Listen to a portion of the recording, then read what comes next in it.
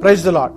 இயேசு கிறிஸ்துவின் நாமத்திலே பைபிள் இன் டெப்த் என்கிற இந்த நிகழ்ச்சிக்கு உங்களை அன்புடன் வரவேற்கிறேன். இன்றைய தினம் அநேகருக்கு இருக்கிறதான ஒரு குழப்பம், வெளிச்சம் முன்னதா அல்லது சூரியன் முன்னையா என்று சொல்லி ஒரு கேள்வி நமக்கெல்லாம் இருக்கும். அதை குறித்து தான் நாம் இன்றைக்கு பார்க்க போகிறோம்.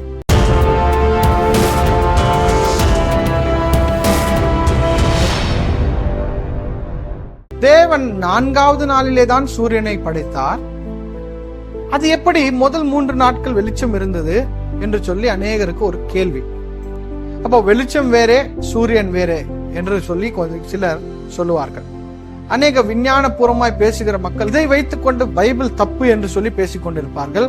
பைபிள் ஏதோ எழுதப்பட்டிருக்குது, அதுல ஒரு ஆர்டர் இல்ல, முதல்ல சூரியன் படைக்கப்படாததுக்கு முன்னாடி வெளிச்சம் இருக்குது, அதனால அது ரொம்ப தப்பு என்று சொல்லி எல்லாம் பேசிக் கொண்டிருப்பார்கள். பிரியமானவர்களே, அதை நாம் புரிந்து கொள்ள போகிறோம்.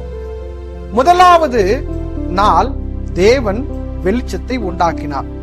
ஆதியாகமம் 1ஆம் அதிகாரம் 1ஆம் வசனத்திலே தேவன் வெளிச்சம் உண்டாக கடவது என்றார், வெளிச்சம் உண்டாயிற்று. முதல் 3 நாட்களும் வெளிச்சம் இருக்கிறது.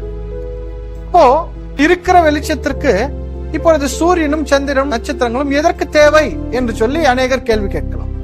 நாம் நம்முடைய எண்ணங்களிலிருந்து யோசிப்போம் என்று சொன்னால், வெளிச்சம் சூரியனிலிருந்து தான் வருகிறது என்று நாம் நினைத்துக் கொள்கிறோம். உண்மைதான், சூரியனிலிருந்து தான் வருகிறது. ஆனால் வெளிச்சம் வேறு, சூரியன் வேறு. வெளிச்சத்தை தேவன் சூரியன் இடத்திலே ஒப்படைத்தார் என்று சொல்லிதான் வசனங்கள் சொல்லுகிறது.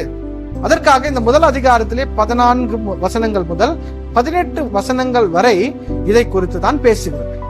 முதலாவது 14வது வசனத்தில் இருக்கிற விஷயங்களை நாம் பார்ப்போம். பின்பு தேவன் பகலுக்கும் இரவுக்கும் வித்தியாசம் உண்டாகத்தக்கதாக வானம் என்கிற ஆகாய விரிவிலே சுடர்கள் உண்டாக கடவது, அவைகள் அடையாளங்களுக்காகவும் காலங்களையும் நாட்களையும் வருஷங்களையும் குறிக்கிறதற்காகவும் இருக்க கடவது என்றார். பிரியமானவர்களே, இந்த வசனத்திலே 5 வேலைகள் சூரியனுக்கு கொடுக்கப்பட்டிருக்கு. முதலாவது என்னவென்றால், பகலுக்கும் இரவுக்கும் வித்தியாசம் உண்டாக்கும்படிக்கு இதை தேவன் உண்டாக்கினார்.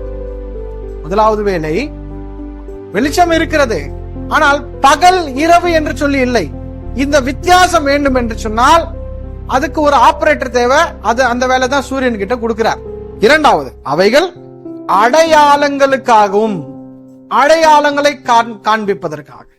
இந்த சூரியன் சந்திரனை வைத்துதான் அநேக அடையாளங்கள் நமக்கு தோன்றுகிறது. அநேக அடையாளங்களை வேதத்திலையும் மற்ற மத புத்தகத்திலும் கூட அநேகர் பேசுகிற காரியங்கள் இந்த சூரியனும் சந்திரனும் வைத்துதான் அடையாளங்கள் கொடுக்கப்பட்டது.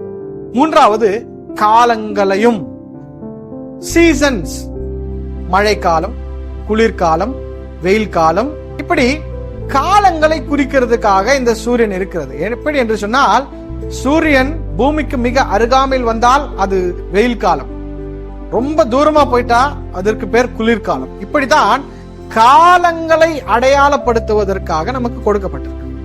நான்காவதாக, நாட்களையும், நாட்கள். பூமி சூரியனுக்கு முன்பதாக தன்னை தான் சுற்றினால், ஒரு இரவு ஒரு பகல் வந்தது என்று சொன்னால் அது ஒரு நாள் கணக்கு, அப்பொழுது நாட்களை. ஐந்தாவது, வருஷங்களை. இந்த பூமி தன்னை தான் சுற்றி கொண்டு சூரியனை ஒரு முறை சுற்றி வந்தால் 365 நாட்கள் ஒரு வருடம் என்று கணக்கு. அப்பொழுது இந்த சூரியனை இயக்க செய்து இந்த பூமியில இருக்கிற மனிதர்களுக்கு அடையாளங்களை உண்டாக்கும்படி, காலங்களை காண்பிக்கும்படி, அவர்களுக்கு பகலுக்கும் இரவுக்கும் வித்தியாசத்தை காண்பிக்கும்படி பொறுப்புகளை சூரியனிடத்திலே கொடுக்கிறார். அதோடு கூட சேர்ந்து என்ன செய்கிறார் தேவன்? 15, 16ஆம் வசனத்திலே நாம் வாசிப்போம் என்றால், அவைகள் பூமி மேல் பிரகாசிக்கும்படிக்கும் வானம் என்கிற ஆகாய விரிவிலே சுடர்களாய் இருக்க கடவது என்றார். அது அப்படியே ஆயிற்று. 16வது வசனம், தேவன் பகலை ஆள பெரிய சுடரும் இரவை ஆள சிறிய சுடரும்.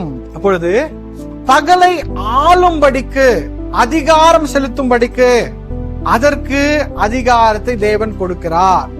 இதை எப்படி நாம் புரிந்து கொள்ள வேண்டும் என்று சொன்னால், நம்முடைய இந்தியாவை எடுத்துக்கொண்டால் இதுல குடிமக்களுக்கு தான் மிகப்பெரிய சக்தி இருக்கிறது.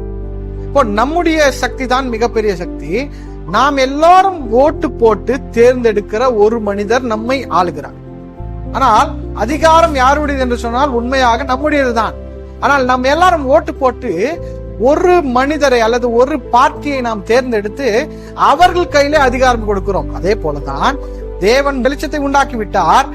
அந்த 4ஆம் நாள் சூரியனையும் சந்திரனையும் நட்சத்திரங்களையும் உண்டாக்கி நீங்கள் இதை வெளிச்சத்தை ஆண்டு கொண்டு பகலுக்கு இரவுக்கு வித்தியாசத்தை கொடுத்து கொண்டு நீங்கள் இப்படி செய்யுங்கள் என்று சொல்லி அதற்கு அதிகாரம் கொடுக்கிறார். அதுதான் 16வது வசனத்திலே எழுதப்பட்டிருக்கிறது. இப்பொழுது வெளிச்சம் இருக்கிறது, வெளிச்சத்தை தேவன் உண்டாக்கி விட்டார், அதுவும் இருக்கிறது.